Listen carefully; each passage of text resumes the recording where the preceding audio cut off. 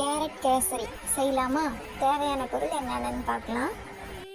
Carrot, rava, ஏலக்காய், முந்திரி பருப்பு, நெய், சர்க்கரை, இவ்வளோ தான் இதுக்கு தேவையானது. வாங்க எப்படி செய்யலான்னு பார்க்கலாம். ஃபஸ்ட்டு கேரட்டை எடுத்து நல்லா அரைச்சிக்கோங்க. அரைச்சிட்டு அடுப்பில் வானலை வச்சு சூடானதும் நெய் விட்டு லோ ஃப்ளேமில் வச்சு ரவாவை பொன்னிறமாக வறுத்து எடுத்துக்கோங்க. ரவா பொன்னிறமாக ஆனதும் அதில் தேவையான அளவு தண்ணி ஊற்றி கேரட் அரைச்சி வச்சுருக்கோம் இல்லையா, அதையும் சேர்த்து வேக வச்சுக்கோங்க. வெந்ததும் அதில் ஏலக்காய் பொடி, சர்க்கரை, முந்திரி பருப்பு, நெய் விட்டு வறுத்து முந்திரி பருப்பு சேர்த்துக்கோங்க. அவ்வளோதான், carrot kesari ready. Food colour சேர்க்காமல் செய்கிறதுனால ரொம்பவே ஹெல்தி. கண்டிப்பாக ட்ரை பண்ணி சாப்பிட்டு பாருங்கள். வீடியோ பிடிச்சிருந்தா லைக் பண்ணுங்கள், ஷேர் பண்ணுங்கள், கமெண்ட் பண்ணுங்கள், சப்ஸ்கிரைப் பண்ணுங்கள். உங்கள் லெவல் சாய். பாய். நாளைக்கு இன்னொரு வீடியோவில் பார்க்கலாம்.